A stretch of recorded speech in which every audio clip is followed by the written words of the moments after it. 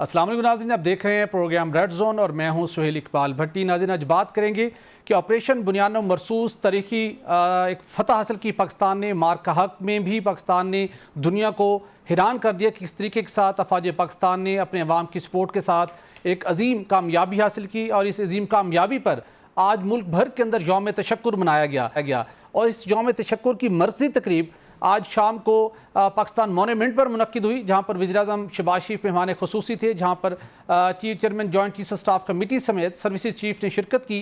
और वज़ीर-ए-आज़म शहबाज शरीफ ने यहाँ पर खिताब करते हुए कहा कि दुनिया ने देखा कि कई गुना बड़े दुश्मन को घुटने टेक पर मजबूर कर दिया और दुश्मन ने पाकिस्तान की मुखलिसाना कोशिशों को इंतहाई हकारत से ठुकराया। हम चाहते थे कि पहलगाम के मामले की गैर जानिबदाराना तहकीकात हो, लेकिन भारत ने हमारी इस पेशकश को ठुकराया और उसके बाद पाकिस्तान पर जारियत की। और फिर उसके बाद जिस तरीके से पाकिस्तान ने जवाब दिया, आज पूरी दुनिया उसकी मोतरिफ है। साथ प्राइम मिनिस्टर का कहना था कि पाकिस्तान अब भी अमन का खां है, पाकिस्तान मुज़ाकरात पर यकीन रखता है।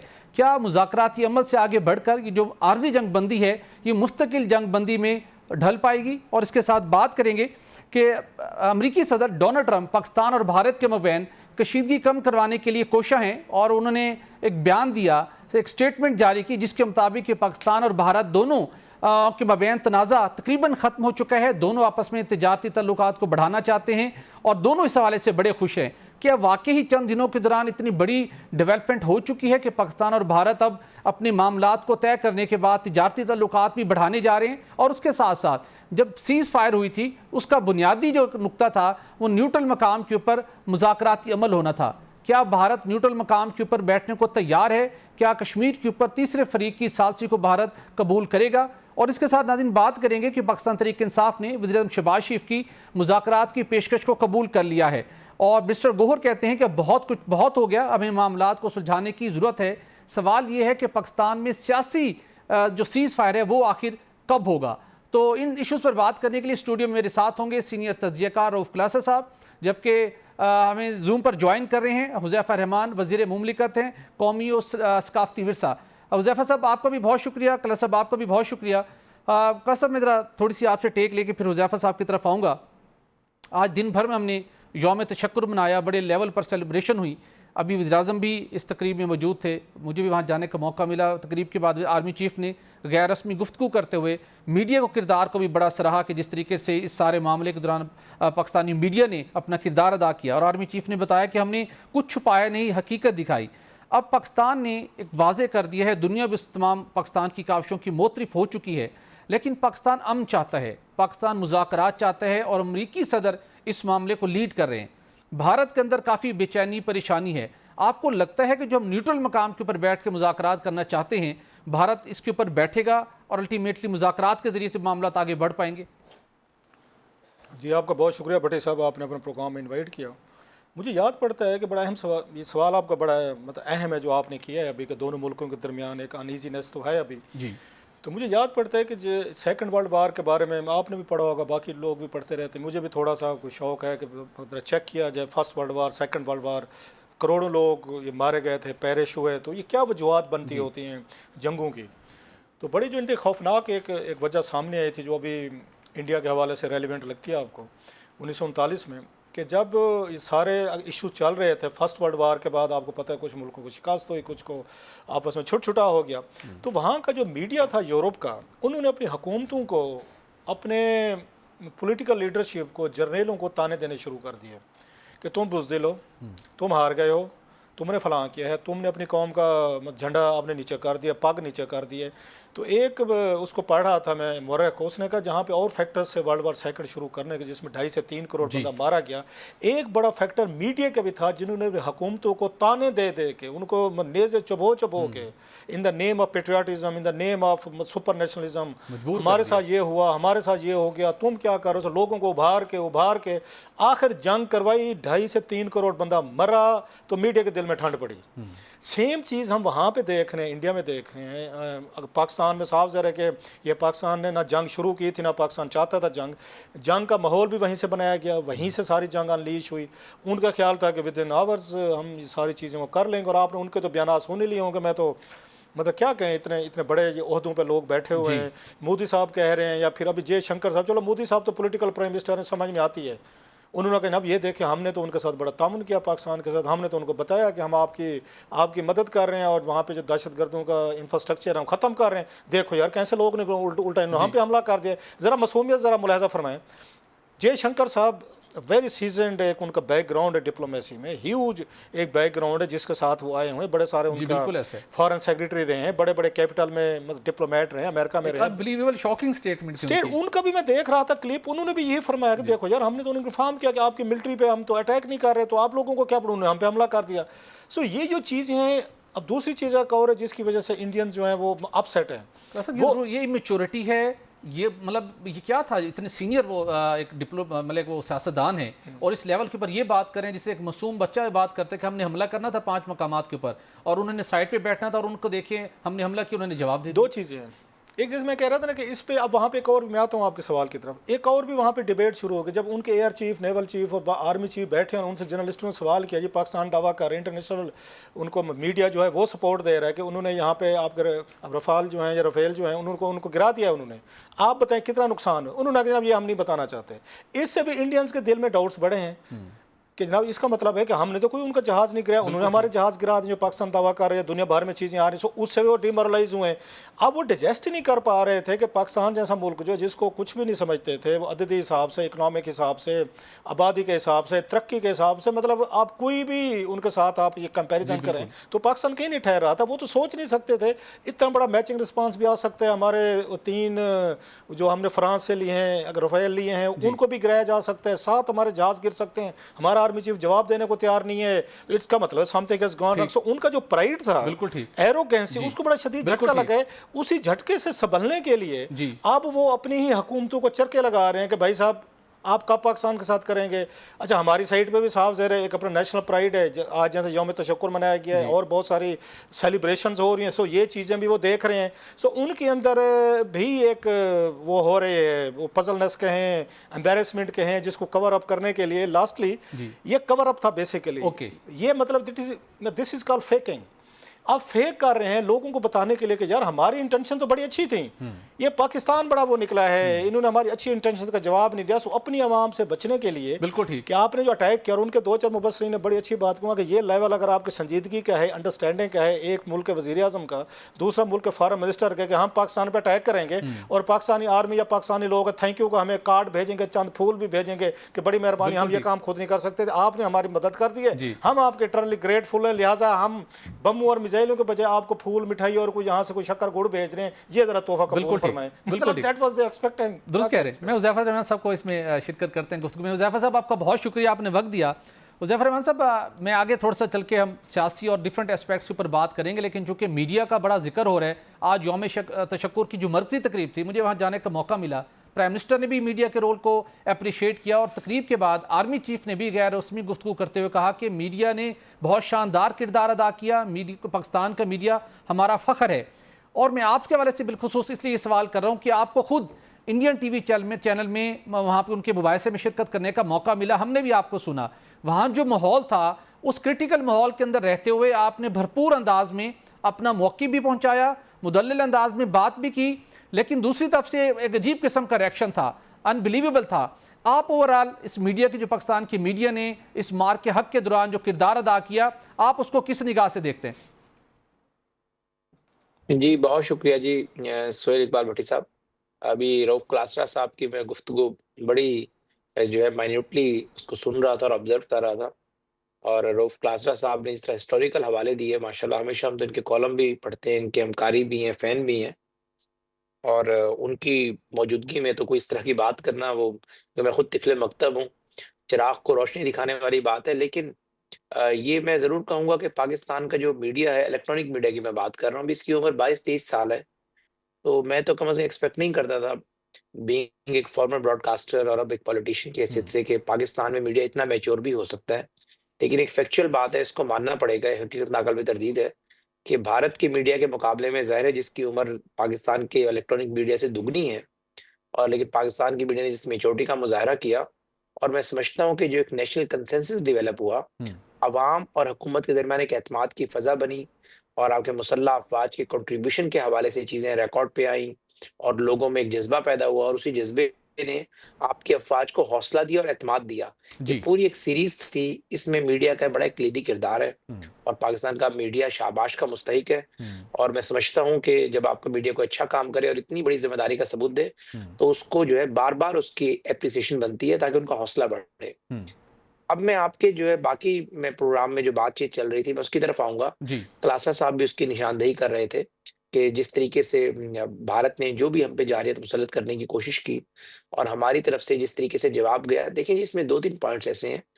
एक तो बात ये है कि नरेंद्र मोदी ने पिछले जितने भी अरसे में भारत में 2 उसके नैरेटिव हैं, क्लासा साहब शायद इसको सेकंड करें। एक तो यही कि मुसलमानों के खिलाफ नफ़रत, फ़सादात, पाकिस्तान के खिलाफ दुश्मनी और दूसरा सबसे इम्पोर्टेंट उसका इससे भी जो अहम है वो था शाइनिंग इंडिया का प्रोग्राम। हुँ, और उसमें उसने ज़ाहिर है राज्यसभा के अंदर मुकम्मल जो है जो भी मेजॉरिटी हासिल की, उसमें कहते हैं कि वहाँ के बिज़नेसमैन्स का बड़ा कंट्रीब्यूशन है। जी, उसके रिवॉर्ड में उसने अनिल अंबानी को अकोमोडेट भी किया और उन सब लोगों ने जो है फिर मीडिया को बड़ा फंड किया, फाइनेंसेस दिए। और आपने देखा कि मीडिया वहाँ इतना कंट्रोल्ड है कि बरखा दत्त जैसे जर्नलिस्ट जिसको हम बड़ा क्रेडिबल समझते हैं और मुझे कहने में कोई आर नहीं है कि इस ट्वीट से पहले यानी सरहद के उस पार भी ज़िम्मेदार लोग मौजूद हैं, इस तरफ भी ज़िम्मेदार लोग मौजूद हैं। बरखा दत्त उस उन लोगों में से एक थी, लेकिन उस सहाफ़ी ने जो है अपनी साख, अपनी क्रेडिबिलिटी अपने एक ट्वीट से कुर्बान कर दी, यानी मोदी की उसमें बह गई वो। हुँ, तो भारत में हमें मीडिया में जब मैं अपीयर हो रहा हूँ जो टीवी चैनल्स में, ये बड़ा देखने को मिलता है। एक तो मोरल वैल्यूज़ नहीं है, एथिक्स नहीं है, मीडिया लॉज़ के हवाले से किसी गेस्ट को किस तरीके से यानी आपने उससे बात ठीक। करनी है। क्योंकि भारत के लोग जब भी दुनिया भर में कहीं डिप्लोमेट्स मिलते हैं, इस बात को क्लासा साहब सेकंड करेंगे, उनमें बड़ा एक होता है कि मंत्री की इज़्ज़त की जाए, मुख्यमंत्री, प्रधानमंत्री, वहाँ चूँकि डेमोक्रेसी मुसलसल चली आ रही है, सुप्रीमेसी ऑफ डेमोक्रेसी की बात करते हैं, सुप्रीमेसी ऑफ पार्लियामेंट की बात करते हैं। हुँ, लेकिन मोदी ने इतना बदतमीज़ी का कल्चर मुतारिफ करा दिया है, हुँ, उन्हें इस चीज़ की परवाह भी नहीं होती कि एक स्टेट का नुमाइंदा जो है, वो पाकिस्तान से हमें जॉइन कर रहा है और हम हुँ, यहाँ पर 4-1 की गेम चल रही है, तो 4 लोग एक तरफ हैं, एक बंदा एक तरफ है, हमें उसे कम से कम पेशेंसली ऑडियंस तो दे। हुँ, तो वो ज़ाहिर है वहाँ पर नहीं है। लेकिन आपने जिस तरह बात की, हमने कोशिश की, जितना भी हमें मौका मिला, पाकिस्तान का मौक़िफ़ ज़ाहिर उन्हें बताया। हुँ। तो इस हवाले से सारी चीज़ें आपके सामने हैं जी। बिल्कुल ठीक। उज़ैफ़ साहब, मैं ये ज़रूर जानना चाहूँगा, मुस्लिम लीग नून जिसने हमेशा कोशिश की कि भारत के साथ मामलात को बातचीत के ज़रिए तय किया जाए, तस्वीर तलब मामलात को हल किया जाए और दुश्मनी नहीं होनी चाहिए, कोई जंग नहीं होनी चाहिए। ये इस ट्रैक रिकॉर्ड के ऊपर नून लीग काफ़ी आगे है। लेकिन अब जब ये मार्का ये हुआ, मार्का हक जिसको हम नाम दिया गया है, इस दौरान वज़ीर-ए-आज़म शहबाज शरीफ तो मुख्तलिफ मौक़े के ऊपर उन्होंने अपना जो उनका रोल है उन्होंने प्ले किया।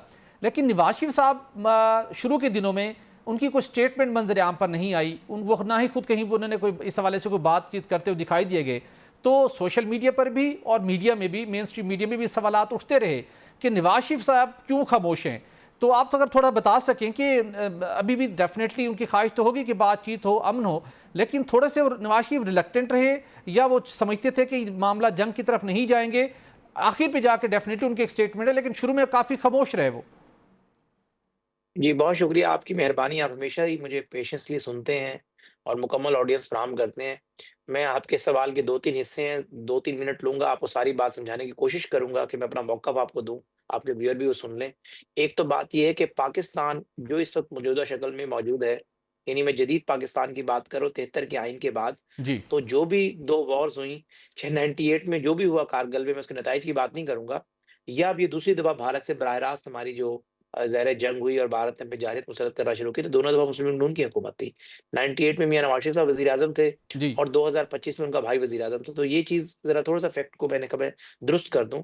दूसरी इम्पोर्टेंट बात है कि मियाँ साहब से मेरी बात हुई, कल की बात है। तो मुझे वो कहने लगे कि कोई बात हो रही थी, तो मैंने चूँकि मैं इस बात के बैकग्राउंड पे की तरफ भी मैं आऊँगा, लेकिन मैं आपको छोटी-सी बात बता दूँ। तो मुझे कहने लगे कि जब वाजपेयी आए मेरे पास लाहौर, तो मैंने उन्हें कहा कि आपकी मेहरबानी, आपका शुक्रिया। ये एटमी धमाकों में आपका शुक्रिया अदा कर रहा था। तो कहने लगे, उन्होंने कहा क्यों खैरियत? तो मैंने उनसे कहा जी ये एटमी धमाके आपकी वजह से हुए हैं, आपने हमें एटमी ताकत बनाया है। हुँ, तो उन्होंने कहा वो कैसे? मैंने कहा जी अगर आप एटमी धमाके ना करते तो हम भी कभी ना करते। हुँ। तो आपने हमें मजबूर किया और हम अब आज एटमी ताकत है, तो उसमें सारा जो है ये आपकी वजह से हुआ है। ठीक। तो मैं समझता हूँ कि जो भी सूरत-ए-हाल रही और जो भी आपने सूरत-ए-हाल देखी, इसके अंदर सबसे इम्पोर्टेंट बात ये है कि भारत ने आज जिस तरीके से आपकी मुसल्लह अफ़वाज का सर फ़ख्र से बुलंद हुआ है, मियाँ शहबाज शरीफ साहब की भी लोग तारीफ़ कर रहे हैं, न्यूट्रल एनालिसिस भी बात कर रहे हैं उसके ऊपर। तो उसमें सबसे बड़ा रोल मोदी का है। मोदी ना ये हरकत करता, ना मोगी खानी पड़ती, ना पूरी दुनिया को पता चलता कि पाकिस्तान अल्हम्दुलिल्लाह अपनी सरहदों की, अपने न्यूक्लियर निज़ाम की, अपने तमाम डिफेंस सिस्टम की हिफाज़त करना जानता है। अब बिल्कुल आपका ठीक। बड़ा अहम सवाल है, कई लोगों ने इस पे बात की, फिर उस्मा बुखारी साहब का परसों का स्टेटमेंट आया, कल शहबाज साहब का स्टेटमेंट आया, एक नई कंट्रोवर्सी शुरू हो गई। और वो स्टेटमेंट भी उस्मा बुखारी साहिबा का इसी वजह से आया कि लोग यही बात कर रहे थे, मियां नवाज साहब खामोश थे। हम्म। एक तो आप खुद एक तहकीकाती सहाफ़ी हैं, रऊफ़ क्लासरा साहब तो खैर अथॉरिटी हैं इन्वेस्टिगेटिव जर्नलिज्म में, तो वो आप दोनों तहकीक कर लें। वज़ीर-ए-आज़म हाउस में मोस्ट इम्पोर्टेंट 2 मीटिंग्स हुई और उन दोनों मीटिंग्स के अंदर अस्करी क़यादत आपकी जो है, जिसको आर्मी चीफ ज़रा हेड कर रहे हैं, नेवल चीफ हैं, एयर फोर्स के हमारे चीफ हैं, तीनों चीफ साहिबान, chairman joint chief of staff जी। डीजीआई, और इस तरफ सियासी क़यादत जिसको वज़ीर-ए-आज़म साहब लीड कर रहे हैं। उन दोनों ने ख्वाहिश का इज़हार किया कि वज़ीर-ए-आज़म नवाज़ शरीफ साहब साबिक़ वज़ीर-ए-आज़म हैं, 3 दफ़ा वज़ीर-ए-आज़म रहे, 2 दफ़ा वज़ीर आला पंजाब रहे, तो उनकी स्टेट्समैनशिप और उनका जो तजुर्बा है डिप्लोमेसी का, बिलख़ुसूस भारत के हवाले से, हैं कि हम उनके एक्सपीरियंस आगे बढ़े और जो भी हमने करना है सियासी तौर पर, आपकी सफारती तौर पर, और तीसरा जो है आपका अस्करी तौर पर, जो भी हमने चीज़ करनी है, उनसे मशवरा ज़रूर करें। तो मियां नवाज़ शरीफ साहब ने इससे पूरी आपकी जो सियासी और अस्करी क़यादत जो इस वक़्त इक़्तिदार में मौजूद है, उनके ये ख्वाहिश पे मियां साहब आए भी और मशवरा भी दिया, और मियां साहब के मशवरों पे मनोन अमल भी हुआ। प्लान ए, बी, सी ये बड़ा डिस्कस बड़ा हुए इंपॉर्टेंट कि पॉइंट है, भारत थोड़ी हमला थोड़ा सा करेगा। अगर वजाहत कर दें, थोड़ी सी हमारे नाज़रीन के लिए मुकम्मल कर रहा वजाहत हूँ। कर दें। आपने इसी कहा बस एक दोनों मिनट में इसको दोनों ने मैं ख्वाहिश इसको का 1 मिनट इजहार किया। जी जी, थोड़ा सी यहाँ वजाहत करके आगे बढ़ जाइएगा। जी, दोनों से मुराद जी, कौन थे? हाँ, मैं वही बता रहा हूँ, मैंने कहा अस्करी क़यादत जिसको आर्मी चीफ लीड कर रहे हैं ठीक। और सियासी क़यादत जिसको वज़ीर-ए-आज़म साहब लीड कर रहे हैं। बिल्कुल ठीक। तो यही बात हुई कि हमारे पास एक इतना सीनियर पॉलिटिशियन मौजूद है, जिसका इसके ऊपर ख़ास तजुर्बा है, क्योंकि मियां नवाज शरीफ साहब, ये बात एकदम नहीं होगी कि मियां साहब घर सोए हुए थे और ये बात हो गई। मियां साहब मुसलसल मुझ समेत जो लोग नैरेटिव बिल्डिंग कर रहे हैं, उनको भी, शहबाज साहब को भी, अस्करी क़यादत को भी मुसलसल इनपुट दे रहे थे कि हमने किस तरीके से आगे बढ़ना है, हम्म। पाकिस्तान की सालमियत पे कंप्रोमाइज़ नहीं करना। डार साहब मियां साहब से दिन में 10-10 दफ़ा बात कर रहे थे। कई हेड ऑफ स्टेट जो बात कर रहे थे, उन मियां साहब की ज़रूरत पेश आ रही थी। तैयब उर्दुगान साहब से बात हुई, तो बैकडोर डिप्लोमेसी को भी मियां साहब देख रहे थे। ठीक। कई ममालिक के साथ, सऊदी अरबिया के साथ भी चीज़ों कर रहे थे। तो उस सूरत-ए-हाल में मियां साहब ने आके मशवरे दिए और plan A, B, C discuss हुआ कि हमारे क्या प्लान्स होंगे और किस तरीके से हमने आगे चलना है, और पाकिस्तान की सालमियत पर, पाकिस्तान के ऊपर जो जारियत उसने मुसल्लत की, इसमें कोई कंप्रोमाइज़ नहीं। और ये जो 4 चीज़ें, चारों मियां साहब ने ही दी कि आपने 4 चीज़ें दुनिया के सामने रखनी है कि कश्मीर पे कोई कंप्रोमाइज़ नहीं होगा, 370 गैर कानूनी तौर पर इम्पोज़ किया गया, इसको खत्म करें। इसको बहाल करें 370 को। वो जो एक्शन है वो गलत हुआ है, इसको ठीक। इम्पोज़ गलत किया गया यहाँ पे, वो एक्शन जो मोदी का था। उन्होंने कहा कि सिंध-ताश मुआहिदा गैर कानूनी तरीके से उसको खत्म किया गया है, उसको बहाली की बात नहीं करते। मोदी का इक़दाम वो अपना वापस ले। आबी तनसीबात में इसने अटैक किए, वंस फॉर ऑल इसको सेटल करे। ठीक। ये तो इस आबी जंग के ऊपर ही न्यूक्लियर जंग छिड़ सकती है। ये बदमाशी खत्म करे भारत। चौथा, भारत की जो बलूचिस्तान में टेररिज्म के हवाले से सारी चीज़ें मियां साहब, लेकिन मैं समझता हूँ उस्मा बुखारी साहिबा के अल्फाज जो है, मैं उससे सहमत नहीं हूँ कि मियां साहब ने सारे ऑपरेशन को यानी प्लान कर दिया। प्लान हमेशा मुसल्लह अफ़वाज ही करती हैं। सियासी क़यादत का काम ये होता है कि अपनी मुसल्लह अफ़वाज को इखलाकी सपोर्ट फराहम करे और उनका जो भी ऑपरेशनल अस्करी जो ज़ाहिर है ऑपरेशनल प्लान होता है, उसको अपने सियासी फैसलों के ज़रिए उसको स्ट्रेंथन करें। वो काम मियां नवाज शरीफ साहब ने भी किया, शहबाज साहब ने भी किया, ठीक। डार साहब ने भी किया। तो इस हवाले से शहबाज साहब का स्टेटमेंट जो कल आया कि आर्मी चीफ ने इस ऑपरेशन को लीड किया, इसमें कोई दो राय नहीं। निगरानी भी उन्होंने की, बिल्कुल लीड भी ठीक। उन्होंने किया, प्लान भी उन्होंने किया। बिल्कुल ठीक। और मियां नवाज शरीफ साहब के पास जो उस्मा बुखारी साहब का स्टेटमेंट है, वो अल्फाज ठीक नहीं है, बाकी चीजें जरा फैक्चुअल है बिल्कुल। और आज नहीं, कल किसी और की हुकूमत होगी, पार्टी एक्ट के तहत आप दरखास्त देते हैं, मीटिंग मिनट्स की कॉपियां आप लोगों को मिल जाएंगी।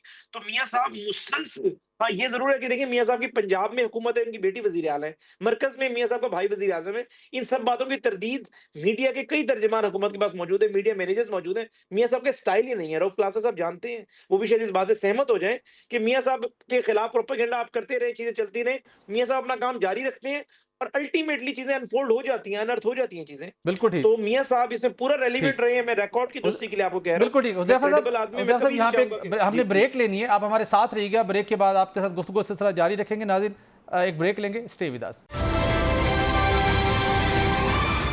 वेलकम बैक नाज़रीन। हम बात कर रहे थे कि पाकिस्तान में आज यौम तशक्कुर इंतहाई शानदार तरीके से मनाया गया और अब प्राइम मिनिस्टर ने इस अज़्म का इजहार किया है कि जहाँ पे हमने बातचीत करनी है, अमन से मामलात को तय करना है, और उसके साथ साथ प्राइम मिनिस्टर ने कहा कि अब हमने एक अजीम कामयाबी तो दुनिया के सामने हासिल कर ली है, लेकिन अब हमने उस सफ़र का आगाज़ करना है जिसके लिए पाकिस्तान वजूद में आया था। अब हमने पाकिस्तान को कायदे आज़म का पाकिस्तान बनाना है। क्लास साहब, मुज़ाकराती सेशन तो होगा डेफिनेटली, सफारती सतह के ऊपर भी हमने नेक नामी कमा ली, दुनिया के अंदर पाकिस्तान को रिकॉग्नाइज़ किया गया और बड़े शानदार तरीके के साथ, अपने अज़ली दुश्मन को भी हमने धूल चटा दी। लेकिन अब प्राइम मिनिस्टर इस बात का इशारा कर रहे हैं कि हमने उस सफ़र का आगाज़ करना है जिसके लिए हमें ये मुल्क कायम हुआ था। उसके लिए सियासी सीज़ फायर होना बड़ा ज़रूरी है, मुआशी इस्तेहकाम का आगे बढ़ना बड़ा ज़रूरी है। तो इस मौके के ऊपर अब गवर्नमेंट के लिए क्या विंडो ओपन हुई है कि जो सबसे बड़ा मसला पाकिस्तान तहरीक इंसाफ का था, सियासी तनाज़ा इस लेवल तक चला गया था कि वो अदम इस्तेहकाम टलने का नाम ले लेता था। अब आपको लगता है कि प्राइम मिनिस्टर की पेशकश को कबूल कर लिया गया मुज़ाकरात की, प्राइम मिनिस्टर और गवर्नमेंट और इदारे मिलकर एक ऐसी कोई मूव करके इस मसले को भी मुख्तलिफ बुनियादों पर हल करने की पोजीशन में आ गए, या ये मामला ऐसे ही चलेगा और इंटरनेशनल मामलात के ऊपर हम डिफरेंट लाइन पे चलेंगे, वहाँ सुरखरू और यहाँ परेशानी? बड़ा अहम सवाल है जो आपने किया, सारे लोग पूछ भी रहे हैं, समझ में आ रहे हैं। पीटीआई को भी लगता है कि बड़ा अच्छा मौका है कि हम बैठ कर रिकन्सिलिएशन की तरफ चले जाएं और चीज़ें ठीक हो जाएं। उन्हें एक्साइटमेंट फील होती है कि जनाब कि ये इट्स अ बेस्ट टाइम, क्योंकि पाकिस्तान आर्मी खुश है, पाकिस्तानी कौम खुश है, पाकिस्तान के पॉलिटिशियन हुक्मरान खुश हैं, शहबाज शरीफ साहब खुश हैं। खुशी के मौके पर बहुत सारे आपकी ग्रीवेंसेस जो है ना वो पीछे चले जाते हैं, गिले शिकवे दूर हो जाते हैं, उस वक्त सुलह सफाई बड़ी आसान हो जाती है। एक चीज़ उनको लगता है, ऐसे ही हुकूमत को भी फील होता होगा कि जनाब के यहाँ पे रोज़ का कोई लड़ाई झगड़े मार कुटाई डांग छोटा चल रहा है। So that's a best time. हम भी मतलब हमारी पोजीशन भी कंप्रोमाइज़ नहीं हो रही, कि बल्कि हम बड़ा दिल दिखा रहे होंगे, देखें जी हम इन तमाम चीज़ों के बावजूद हम सुलह कर रहे हैं। ये तो है एक आइडियल सिचुएशन है, विन विन हो सकती है। अब दूसरी एक इसकी साइड और भी है। एक तो शहबाज शरीफ साहब या हुकूमत जो भी हो, उन्हें हमेशा हुकूमतों को बड़ा दिल दिखाना पड़ता होता है। अपोजिशन में या जेल में बैठे उसने क्या बड़ा दिल दिखाना है, हुकूमत ने दिखाना होगा या एस्टेब्लिशमेंट ने दिखाना होगा। अब प्रॉब्लम जो आ रहे हैं इस वक्त, जो सबसे ज़्यादा मेरा ख्याल मेन चीज़ है, जो पहले भी हम डिस्कशन करते रहते हैं, कि अगर आप इनकी सुलह सफाई होती भी है, ऑन व्हाट टर्म्स, वो किन टर्म्स पे होगी। वो फ़ौज पहले कहती थी कि जनाब कि इमरान खान साहब जो उनकी पार्टी माफ़ी मांगें, क्या माफ़ी के महीने से ये चीज़ें सेटल हो सकती हैं, हो जाएं तो ज़्यादा बेहतर है। अच्छा, खान साहब के साथ वो या कंसेशन देने को तैयार भी है एस्टेब्लिशमेंट या हुकूमत, तो जवाबन खान साहब क्या कंसेशन देने को तैयार है? क्या खान साहब जो हैं, जो उनके दरमियान पहले भी हम देखते थे, मतलब जो मेरी एक मतलब राय होती थी कि इसलिए भी डील नहीं हो सकी कि खान साहब की कोई गारंटी देने को तैयार नहीं है। तो क्या खान साहब बहर अगर आते हैं तो वो जो उनके साथ SOPs तय की जाती हैं, जो एस्टेब्लिशमेंट हमेशा यह कहती है कि खान साहब हम पे फौज पे ना अटैक करें, जर्नलों पे ना अटैक करें, किसी और को कुछ ना कहें, आपस में सियासतदान जाने और वो जाने, तो क्या खान साहब जो हैं अपने आप को डिटैच कर सकेंगे कल को जब वो वापस आते हैं? फिर एस्टेब्लिशमेंट पे हमले नहीं करेंगे, फिर दरमियान में कौन बंदा पड़ेगा जो उनकी गारंटी दे, हुकूमत की गारंटी दे? हमेशा पाकिस्तान में जब भी इस तरह की सिचुएशन होती है, किसी ने बहर आना हो या कोई डील होनी हो, वो बेनज़ीर भुट्टो साहबा की हो, अमेरिकन जब मार्क रायर ग्रांट ने कराई UK और उन अमेरिकन ने कराई थी, उन्होंने इनको डील लेके दी थी मुशर्रफ साहब से जो NRO हुआ था। ऐसे अगर नवाज शरीफ साहब की जब डील हुई थी, जो ये आपको याद होगा 2000 में सऊदीज़ और अमेरिकन इन्वॉल्व थे, खान साहब का मसला ये हो रहा है कि अब उनका कोई गारंटर नहीं मार रहा, ना लोकल है ना इंटरनेशनल है, और गारंटी के बगैर हमारी जितनी भी अच्छी इंटेंशन इमरान खान साहब की हूँ या इन शहबाज शरीफ साहब की हूँ, फौज की हूँ, फलाने की हूँ, आपकी मेरी हूँ ना, बात आगे नहीं बढ़ ये बात नहीं बढ़ेगी। कुछ ना कुछ SOPs, कहीं ना कहीं ब्रॉडर अंडरस्टैंडिंग जरूरी है। उस अंडरस्टैंडिंग के कुछ गारंटर जरूरी हैं, जैसे सब पाकिस्तान इंडिया के दरमियान बिल्कुल कुछ गारंटर पड़े हैं ना, फिर ही जाके सीज फायर हुआ उसके हुआ है ना। इधर पाकिस्तान से बात करो, उनसे करो, हाँ भी कौन गारंटी देगा जी? हम गारंटी देते, अमेरिकन से गारंटी दी है। तो सवाल ये, या सऊदीज भी पड़े हैं दरमियान में, इमरान खान साहब एस्टेब्लिशमेंट और हुकूमत की गारंटी कौन देगा मुज़ाकरात की? ये जानते हैं हुज़ैफा साहब से। हुज़ैफा, एक तो ये जरूर बताइएगा कि कौन गारंटी देगा इमरान खान की कि वो उनसे बातचीत हो और मामला बेहतर तरीके से आगे बढ़ सके? और इसके साथ जो असल क्वेश्चन है, सब लोग ये कहते हैं कि हुकूमत खौफ ज़्यादा है इमरान खान की मकबूलियत से। अगर मुज़ाकरात हो गए, मामला सेटल हो गए, तो बाहर आके हुकूमत के लिए मुश्किलात होगी सियासी लिहाज से। तो हुकूमत को ये सूट करता है कि ज़ाहिरी तौर के ऊपर मुज़ाकरात की बात की जाए, लेकिन उनको रखा डाला जेल में ही जाए। क्या हकीकत क्या है और क्या सूट करता है गवर्नमेंट को? अच्छा, वो शायद उनका लिंक एक्सपायर हुआ है, वापस आते हैं तो दोबारा उनसे कनेक्ट करेंगे। करा साहब, आपने बात की, डेफिनेटली कोई गारंटर आएगा तो फिर ही बात बनेगी, लेकिन गवर्नमेंट को क्या सूट करता है? वो एक ये जो इंप्रेशन है कि उनकी मकबूलियत इतनी ज़्यादा है, अगर वो बाहर आ जाते हैं तो हुकूमत को सियासी तौर के ऊपर बड़ा वो टफ टाइम देंगे, कंप्रोमाइज़ हुकूमत को करना पड़ेगा बहुत से मामलात के ऊपर। अभी गवर्नमेंट बड़ी कंफर्टेबल है। आपको लगता है ये बात हकीकत है? यही ना हालात के अंदर जब पाकिस्तान अब फर्दर आगे बढ़ना चाहता है मुआशी लिहाज से, तो सियासी अपने जो उनके जो पाकिस्तान के जो मुख्तलिफ बैड पैचेज़ हैं उनको सॉल्व करना ज़रूरी है, और गवर्नमेंट इनको अगर कोई ग्रंटर आ जाए तो इस स्टेज के ऊपर सॉल्व कर सकती है कि अडयाला जेल में रहना गवर्नमेंट को ज़्यादा सूट करता है खान का? अब इसमें दो तीन चीज़ें, जो सवाल आप कह रहे हैं हर एक के जहन में है कि हुकूमत को क्या सूट करता है, खान साहब को क्या सूट करता है। हुकूमत को यकीनी तौर पर सूट करता है कि स्टेबिलिटी हो, पॉलिटिकल स्टेबिलिटी हो, फेयर एंड सारी चीज़ें सूट करती हैं। लेकिन इसमें चीज़ें मतलब हुकूमत जो है इस जंग से पहले कहाँ खड़ी थी, इस्टेब्लिशमेंट कहाँ खड़ी थी और इस जंग के बाद कहाँ खड़ी है, ज़रा ये बिल्कुल जहन में ठीक। रखिएगा कि आप हमेशा अपने अपोनेंट से जब मुज़ाकरात करते हैं पोजीशन ऑफ स्ट्रेंथ से करते हैं। जी, उस वक्त इस्टेब्लिशमेंट इतनी पॉपुलर नहीं थी, Exactly. हुकूमत मतलब पॉपुलर नहीं थी। बिल्कुल इमरान ऐसा। खान साहब, उनके फॉलोअर सारे जो हैं एक एक उस पे हायर पिच पे खड़े थे, जी। ज़्यादा हायर पॉपुलैरिटी पे खड़े थे। जंग ने नक्शा बदला है। एग्जैक्टली। जो तनकीद आ रही थी इस्टेब्लिशमेंट पे, आर्मी पे, कमांडर्स पे, शहबाज शरीफ पे, सब पे, वो जिस तरीके की ये Right. जंग आई है, वो कहते हैं ना मेक एंड ब्रेक वाली सिचुएशन ठीक। होती है। ये हमारी हुकूमत और हमारी इस्टेब्लिशमेंट को ब्रेक भी कर सकती थी, लेकिन ये आपको मेक करके मोदी साहब जो हैं उनका मेक एंड ब्रेक वाला था, उनको ज़्यादा इस वक्त डिजास्टर का सामना है। बिल्कुल ठीक। हुकूमत पाकिस्तान और इस्टेब्लिशमेंट हो इस वक्त अपने आप को ज़्यादा कंफर्टेबल पोजीशन में महसूस करते हैं। इमरान खान साहब से बिल्कुल शायद बातचीत होनी चाहिए। मैंने पिछली दफ़ा भी कहा था जी, पेरोल बिल्कुल पे रिहा करना ज़रूर किया बिल्कुल जाए। ठीक है, मैं वापस आता हूँ। जी जी हुज़ैफा साहब का लिंक हमारे साथ एस्टैब्लिश हुआ है। हुज़ैफा साहब, गवर्नमेंट को क्या सूट करता है इन हालात के अंदर? शहबाज शरीफ साहब कहते हैं हमने उस सफ़र का आगाज़ करने जो पाकिस्तान की मंजिल है उस तरफ बढ़ना है, तो उसके लिए ज़रूरी है कि जो सियासी अदम इस्तेहकाम है वो ख़त्म हो। इमरान खान के साथ संजीदगी किस हद तक है हुकूमत की तरफ कि जो उसकी मकबूलियत का खौफ था वो अब ख़त्म हो चुका है, स्पेशली गवर्नमेंट का और इदारों का, पाक फ़ौज का जो इस वक्त इमेज है इस जंग के जीतने के बाद बहुत हाई साइड के ऊपर है। आप समझते हैं कि आइडियल टाइम है कि जो पॉलिटिकल हमारे यहाँ जो ये अदम इस्तेहकाम का मामला है अब इसको मुस्तकिल बुनियादों के ऊपर हल कर लेना चाहिए, मुज़ाकरात यहाँ पे भी होनी चाहिए? जी, जी, बहुत शुक्रिया जी। ये ज़ूम का लिंक मेरे ख़्याल से एक्सपायर हो गया था। जी आपके बिल्कुल। प्रोग्राम के तसलसल में मैं रुकावट बना, माफ़ी चाहता हूँ। मैं रऊफ़ क्लासरा साहब की गुफ्तगू को ही आगे बढ़ाऊँगा। देखिए, मेरे में इतनी करेज है कि क्लासरा साहब को इस तरह की बात करें जिससे मैं डिसएग्री करता हूँ, तो मैं प्रोग्राम में ऑन एयर इनके मुँह पर कह दूँगा। Sure sir. लेकिन आप ये देखें कि रऊफ़ क्लासरा साहब का जो है एक यानी कुछ चीज़ें फैक्चुअल सामने होना ज़रूरी है कि मैं इनकी किसी बात से इख्तिलाफ भी कर सकता हूँ, इत्तेफ़ाक भी कर सकता हूँ, लेकिन एक बिल्कुल बात सही। में मुत्तफ़िक हूँ, वो ये है कि इनकी न्यूट्रैलिटी। आपको याद होगा कि जब इमरान खान वज़ीर-आज़म बने, तो मेरे ख़्याल से वज़ारत-ए-उज़्मा का पहला या दूसरा तीसरा हफ़्ता था, इनको स्पेशल वो बुलाते थे और बात करते थे। और इन्होंने जब वो पीक के ऊपर था, पहले दूसरे चौथे महीने इन्होंने ऑब्ज़र्व की सूरत-ए-हाल, 18 की बात है मेरे ख़्याल से या हद 19 की, पहला वीक होगा। इन्होंने उसकी शख्सियत के वो पहलू उजागर करना शुरू किए, जो मुझे तो as a analyst, as a सियासतदान अंदाज़ा था, लेकिन बहुत सारे लोगों को नहीं था। लोग कहते इट्स टू अर्ली, ये क्लासेस साहब को पता नहीं क्या हो गया शायद, हालाँकि मैं जो इन्हें फ़ॉलो कर रहा था मुसलसल, वो इन्हें वज़ीर-ए-आज़म हाउस में बुलाया करता था, प्रोटोकॉल भी देता था, बाहर तक छोड़ने आता था। लेकिन इन्होंने अचानक वो भरा मेला छोड़ दिया।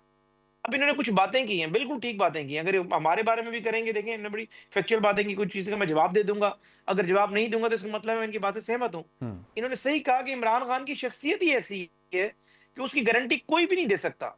यानी ये इंसान की शख्सियत का बहुत नेगेटिव पहलू होता है कि आपके दोस्त ना हो, कोई आपकी गारंटी ना दे सकता हो, कोई आपके लिए वर्ड्स ना दे सकता हो।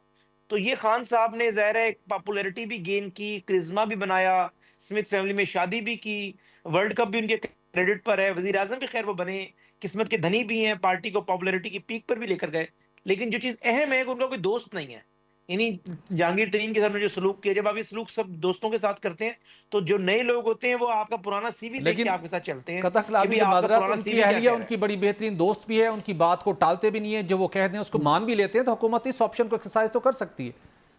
जी, अब आप अपनी बात पे यही कायम रहिएगा। मुझे ये बता दें कौन-सी एहलिया की आप बात कर रहे हैं? क्योंकि 3 एहलिया हैं कि मुझे नहीं पता कौन-सी एहलिया उनकी बेहतरीन जिसके दोस्त पर है। उनके मौजूदा सबसे की ज्यादा बात करें, एतमाद है, साबका जिनके की। कहने के ऊपर हर बात वो मानते हैं, जिसका नाम बुशरा बीबी है। देखिए जी, बात ये कि अगर किसी औरत से आपके 2 बच्चे हों और आप उसको डाइवोर्स दे दें और रास्ता अपने जुदा कर लें, आपकी क्रेडिबिलिटी को जाँचने के लिए यही बात काफ़ी है। बाकी मैं किसी की ज़रा पर्सनल लाइफ़ है, इसको मैं ज़रा वेल लेफ्ट करूँगा। लेकिन मैं बात ये समझता हूँ कि क्लासरा साहब की बात बिल्कुल ठीक है। हुकूमत को बहुत बड़ा दिल करना चाहिए और हुकूमतें ही बड़ा दिल करती हैं। इमरान अगर बाहर भी होता तब भी उसने कोई बड़ा दिल नहीं करना था। ये हुकूमतें अपनी सियासी इस्तेहकाम के लिए सारी कुर्बानियाँ देती हैं, क्योंकि सियासी इस्तेहकाम होगा तो मुआशी इस्तेहकाम होगा। और हमने कुर्बानी दी भी थी, मुज़ाकरात का आगाज़ भी किया था। अब भी मैं समझता हूँ बैरिस्टर गौहर साहब ने जो बात कही, उस बात को हमें ही आगे बढ़ाना चाहिए। मैंने अपनी पार्टी में भी बात की है, टॉप लीडरशिप से भी ये गुज़ारिश की है।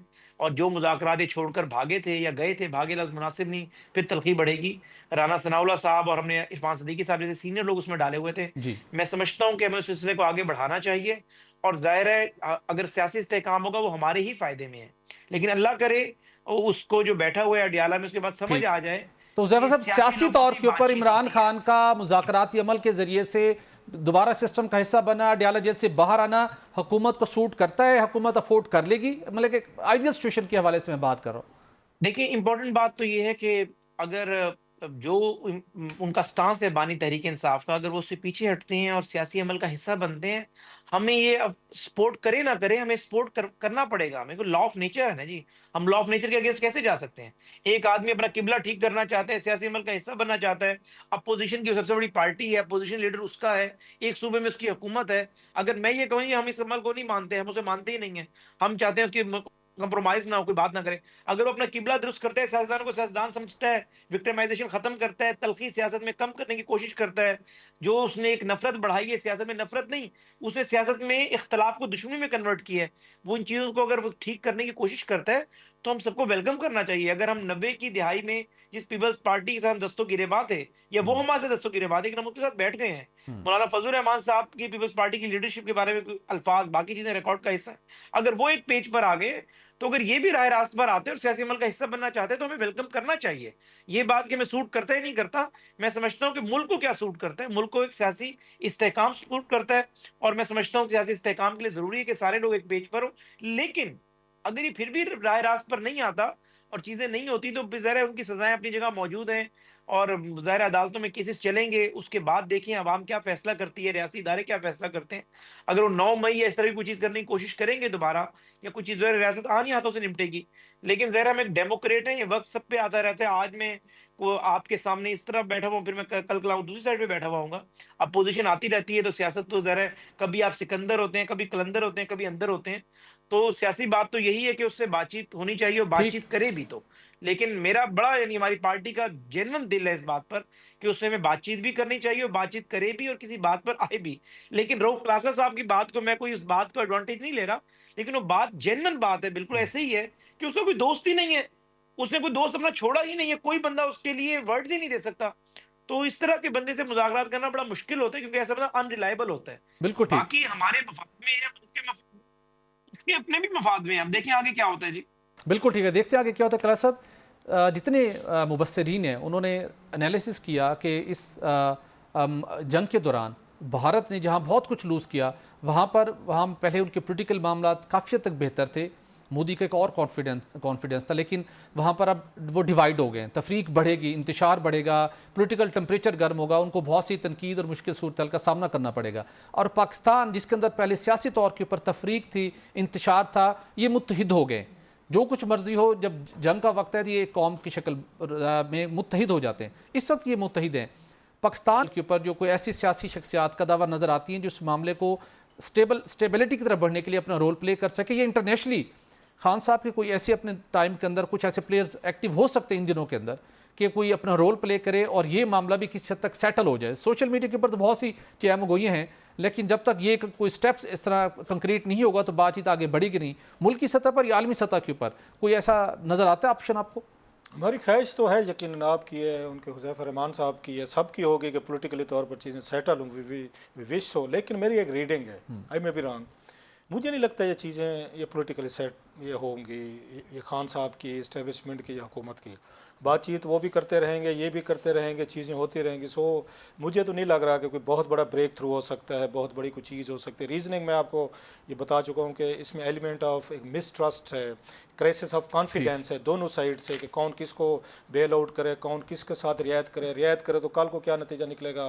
खान साहब जो हैं वो ये ना समझें कि जनाब कि ये देखें हुकूमत मेरे पे कोई बहुत बड़ा एहसान करके पॉलिटिकल माइलेज ना ले ले। हुकूमत कहे कि जी खान साहब को हम बहर लें, तो कल को 1-2 महीने बाद खान साहब फिर हमारे साथ वो नहीं दे रहा कुछ ऐसे। मुझे थोड़ी सी मेरी रीडिंग गलत हो सकती है, कल को आई डोंट नो, लेकिन मुझे लगता है कि बहुत बड़ा ब्रेक थ्रू मुझे होते नहीं लग रहा, क्योंकि हुकूमत एस्टेब्लिशमेंट जो है ना, जो आपने भी बात की, वो अपनी पॉपुलैरिटी के एक और लेवल पर चली गई आफ्टर द वार। ठीक। सो वार के बाद उनका कॉन्फिडेंस लेवल, जो उनको लगता है हमारी पॉपुलैरिटी, जो तनकीद थी, हमारे पे क्रिटिसिज्म आ रही थी, बहुत दबाव था, उस दबाव से वो निकल गए। जब वो दबाव से निकल गए हैं तो वो फिर खान साहब को रिलीफ जो है वो क्यों देंगे? रिलीफ मिलता दिखाई, बिल्कुल ठीक मतलब मेरी रीडिंग है, बिल्कुल ठीक है, आपकी रीडिंग है कि सिनेरियो चेंज हो गया, लेकिन उसके बावजूद हम तवक्को करते हैं कि इस मौके के ऊपर जहाँ पे हमने दिफाई सतह के ऊपर हमने बड़ी कामयाबी के बाद जंग बंदी से रोकते हुए जंग बंदी को ख़तरा मज़ीद उसको हमने कम किया, सीज़ फायर की, तो सियासी तौर के ऊपर सीज़ फायर होना ज़रूरी है।